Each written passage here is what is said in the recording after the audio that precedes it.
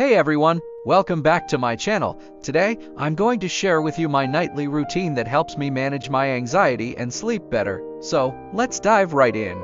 At 10:30 p.m., I start by sipping on some warm chamomile tea and reading a book for about 20 minutes.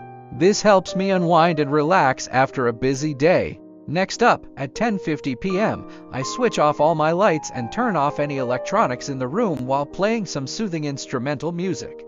This creates a cozy atmosphere that's perfect for getting some shut-eye. At 11 o'clock p.m., it's time to hit the hay. Before drifting off to sleep, I like to take deep breaths in through my nose and release them slowly through my mouth for about 3 minutes. This simple exercise helps me relax and prepare for a good night's sleep. And that's it. That's my nightly routine for anxiety relief and better sleep.